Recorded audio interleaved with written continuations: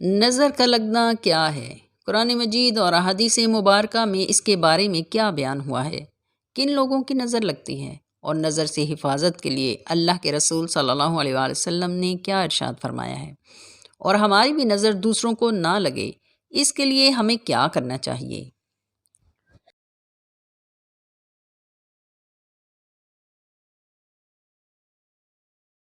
بسم اللہ الرحمن الرحیم، صلی اللہ تعالی علی حبیبہ محمد وآلہ وسلم۔ الا ان اولیاء اللہ لا خوف علیہم ولا هم یحزنون۔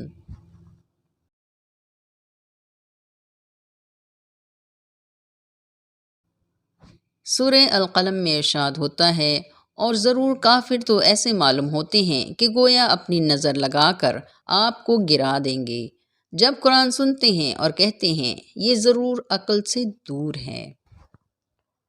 کتاب روحانی علاج میں سربراہ سلسلہ عظیمیہ الشیخ خواجہ شمس الدین عظیمی صاحب فرماتے ہیں کہ نظر لگنا ایک ایسا عمل ہے جس سے انکار ممکن نہیں ہے۔ نظر بڑوں، چھوٹوں اور جانوروں کو بھی لگ جاتی ہے اور اس کے مختلف اثرات مرتب ہوتے ہیں۔ مثلاً یہ کسی لڑکی کو لگ جائے کہ اس کی شادی نہ ہو، کسی مرد کو لگ جائے کہ اس کا دماغ متاثر ہو جائے اور سوچنے سمجھنے کی صلاحیتیں کم ہو جائیں اور اس کی عام زندگی کے معمولات میں خلل واقع ہو جائے۔ اسی طرح جانوروں اور گھروں کو بھی نظر لگ جاتی ہے تو ان کو نقصان پہنچتا ہے۔ نظر لگنا کیا ہے اور یہ کیسے معلوم ہو کہ نظر لگی ہے؟ کیا دیکھے بغیر نظر لگ سکتی ہے؟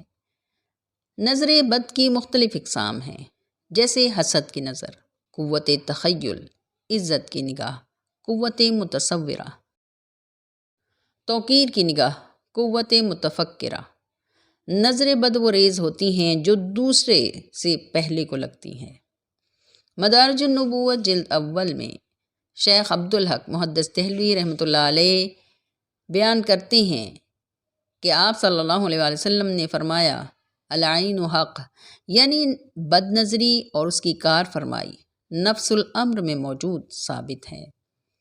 حضرت جابر بن عبداللہ انصاری رضی اللہ عنہ سے مروی ہے کہ رسول اللہ صلی اللہ علیہ وآلہ وسلم نے فرمایا، میری امت کے لوگوں کی زیادہ تر اموات کا سبب تقدیر الہی کے بعد نظر لگنا ہوگا۔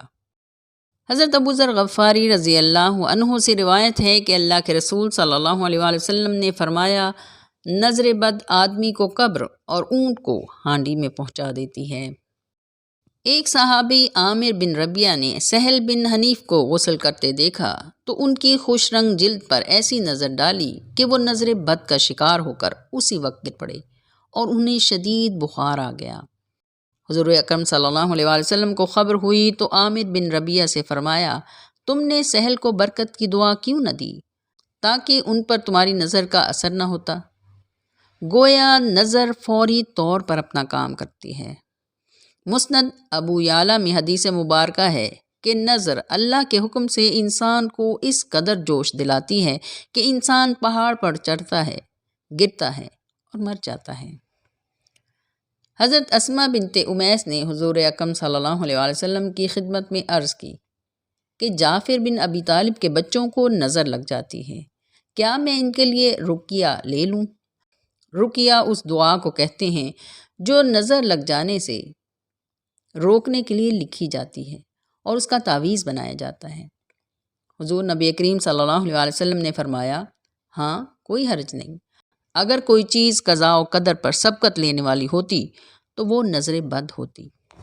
اور اسی بد نظری کا علاج حضور پاک صلی اللہ علیہ وآلہ وسلم کی جانب سے معوذات کے ذریعے تھا، یعنی وہ آیات اور کلمات جن سے اس طرح کے شرور سے حفاظت ہوتی ہے، جیسے سورہ الفلق، سورہ ناس، سورہ فاتحہ اور آیت الکرسی۔ امام جعفر صادق علیہ السلام فرماتے ہیں کہ سورۃ الفلق، آیت الکرسی اور سورۃ الناس پڑھ کر خود پر دم کیا کرو، یہ نظر بد کے لیے حصار ہے، اور لا حول ولا قوت الا باللہ پڑھ کر یہ کہا کرو کہ میری نظر کسی کو نہ لگے۔ جب کوئی شخص تنہائی میں کسی کو سوچ کر حسد محسوس کرے تو اس صورت میں پہلا شخص نظر بد کا شکار ہو جاتا ہے، یعنی قوت تخیل کے ذریعے نظر لگانا۔ اللہ کے رسول صلی اللہ علیہ وسلم نے انسانوں اور جنات کی نظر بد سے پناہ مانگی ہے۔ حضرت عبداللہ ابن عباس رضی اللہ عنہ سے مروی ہے کہ حضور نبی کریم صلی اللہ علیہ وسلم اپنے نواسوں امام حسن و حسین علیہم السلام کو خصوصی طور پر کلمات تعوذ کے ساتھ دم فرماتے تھے اور فرماتے تھے تمہارے جد امجد حضرت ابراہیم علیہ السلام بھی اپنے بیٹوں حضرت اسماعیل علیہ السلام اور حضرت اسحاق علیہ السلام کے لیے ان کلمات کے ساتھ تعوذ کرتے تھے: میں اللہ تعالیٰ کے کامل کلمات کے ذریعے ہر شیطان اور بلا سے اور نظر بد سے پناہ مانگتا ہوں۔ مدارج النبوت جلد اول میں شیخ عبدالحق محدث دہلوی رحمۃ اللہ علیہ لکھتے ہیں کہ ابن قیم سے منقول ہے کہ بد نظری کے علاج کے سلسلے میں اس شخص سے جس کی نظر سے خطرہ ہو، خوبصورت چیز کو اس کی نظر سے بچانے کے لیے ایسی چیز لگانا جس سے نظر پلٹ جائے جائز ہے۔ حضرت عثمان بن عفان رضی اللہ عنہ نے ایک خوبصورت بچے کو دیکھا تو انہوں نے فرمایا اس کی ٹھوڑی پر سیاہ نقطہ لگا دو تاکہ اسے نظر نہ لگے۔ شہنشاہ تکلیم سید تاج الدین ناگپوری رحمۃ اللہ علیہ کے پاس ایک عورت اپنے چھوٹے بچے کو لے کر حاضر ہوئی اور کہا کہ میرا بچہ دوا لینے کے باوجود مسلسل بیمار اور سست رہتا ہے۔ بابا صاحب نے اپنے مخصوص انداز میں فرمایا، ارے بھئی چولہے میں ڈال دو۔ وہ عورت یہ سن کر پریشان سی ہو گئی تو وہاں موجود لوگوں نے بتایا کہ بابا صاحب فرما رہے ہیں کہ سرخ مرچیں بچے پر سے وار کر چولہے میں ڈال دیں، بچہ ٹھیک ہو جائے گا۔ عورت نے ایسا ہی کیا اور اس کا بچہ ٹھیک ہو گیا۔ چھوٹے بچوں اور بڑوں کو نظر بد سے حفاظت کے لیے الشیخ خواجہ شمس الدین عظیمی صاحب فرماتے ہیں کہ معصوم سی شرارتیں کرتے ہنستے مسکراتے بچے کو نظر لگ جائے تو سورہ الکوثر بسم اللہ الرحمن الرحیم کے ساتھ ایک سانس میں پڑھ کر بچے کے ماتھے پر پھونک مار دیں اور پھر اسی طرح پڑھ کر دائیں رخسار پر اور پھر بائیں رخسار پر دم کریں، نظر کا اثر زائل ہو جائے گا۔